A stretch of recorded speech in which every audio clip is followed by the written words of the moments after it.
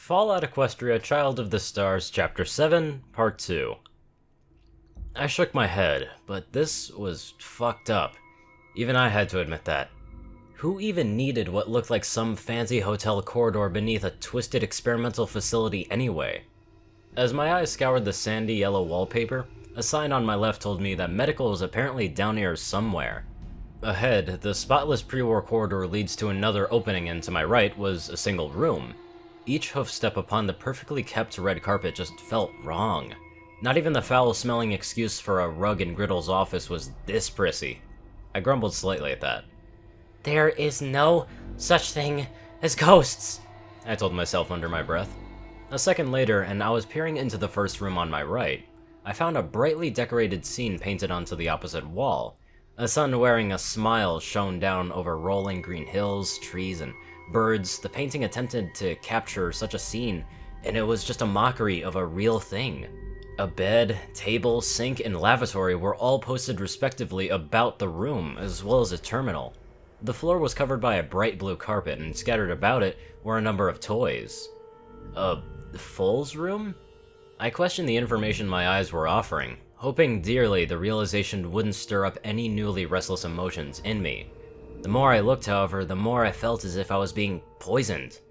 There were many sheets of medical paper at the end of the bed, the thickness of the metal door, and the shattered mirror on the far wall, and above, the faint hum of a motor stole my attention.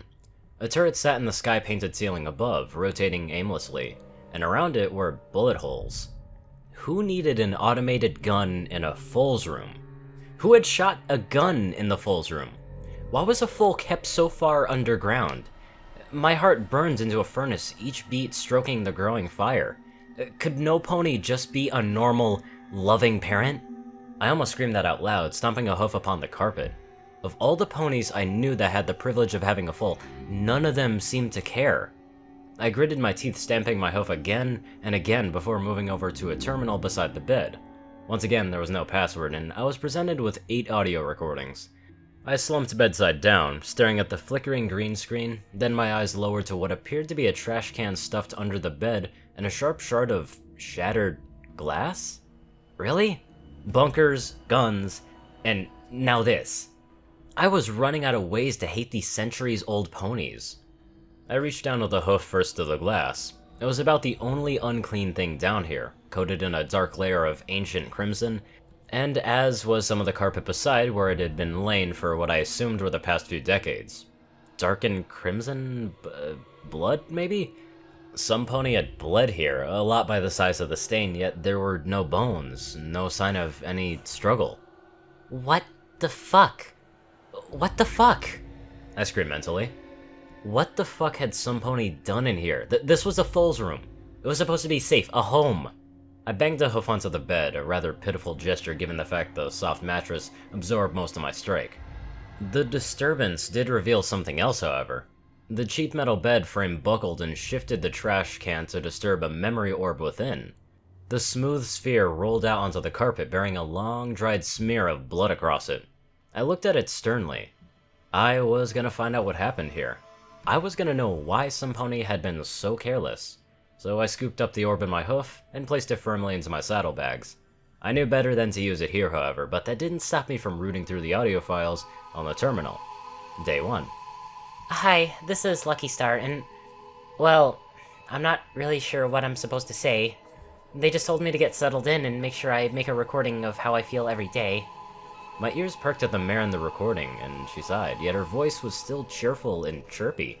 She sounded happier, far happier than any pony from this place should ever be. That was not what caught my attention, however. I recognized that name slightly, even that voice. Lucky Star? Lucky? The young mare from the workshop memory orb, she certainly had a figure I'd not be forgetting anytime soon.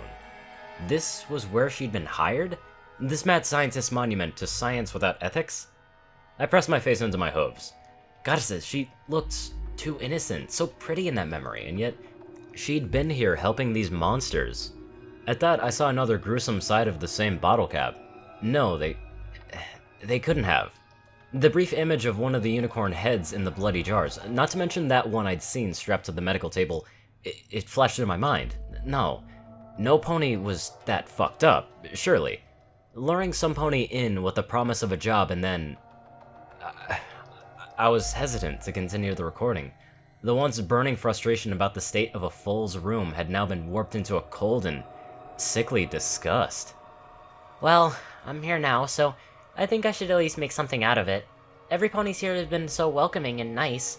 I'll admit it's a little strange to be living this far down, but there is a war going on after all. Besides, the private dorm they gave me is nice. I'll have to say I was a bit anxious about moving out, but I'd be a fool to say no to such an opportunity, and the job description did make it clear that I'll be staying here for a long time. Anyway, on the subject of what they asked me to say, I'm feeling fine, but also very excited. I suppose that will change after the medical examination later. I may have a medical degree, but by Luna, I hate needles. But listen to me, I'm rambling like an excited filly. Anyhow, I'm off to settle in. So until tomorrow, I guess I can leave it at that. My anger simmered to the cool vat of my worry as the recording finished. That didn't sound suspicious, she sounded fine. I assured myself, in a great battle raging in my head as to whether I should listen to more, or not. On one hoof, this was some pony I'd seen, if only briefly, yet after seeing the defilements back in the laboratories, I didn't feel all that comfortable not knowing what had happened to her. On the other hoof, I needed to get back to my friends, and that is if they were still alive. Damn it, Brain, of course they are still alive, I declared firmly, unwilling to believe otherwise. I instead decided to meet each of my opposing sides midway. Downloading these recordings onto my Pip-Puck, I levitated out my ear bloom and activated the second entry as I trotted onwards. Day 2. This is Lucky Star. Yeah, that's what I was told to say. I instantly regretted my decision at the sound of her weary voice. She sounded as if she had had a rough night, and I sincerely hope that was the only reason she sounded so frazzled. I highly doubted sex or alcohol were the case of it, however. As I trotted out of the front door to the improvised fool's room, I moved to turn off the recording, yet my mind protested.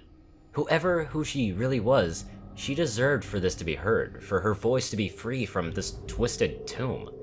With a slight and tentative tap on my hoof, I let the rest of the recording play out. Who knew I was in an accident?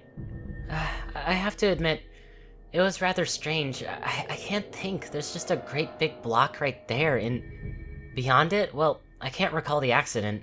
Is this it, then? The sun? It has a smiley face. I never imagined the sun would shine in a room just for me. I mean, there's only one, right? This one? This world, as small as it is, it's amazing. They say I have to stay here. I mean, there's nowhere else to go but out there in the halls, so I have no idea what they're talking about, really. I just nod and take my medicine.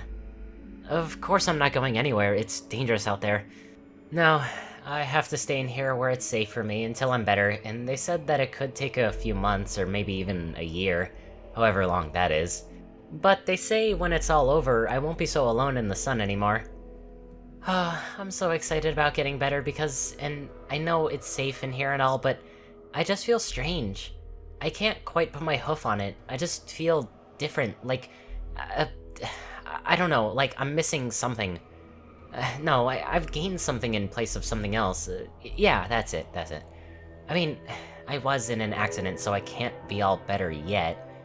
Can I? The world's locked now and the sun had gone out anyway, but it's still smiling. I know, I need to go to sleep when it's dark, and that's what they tell me. Just try and ignore the stomachache, dear.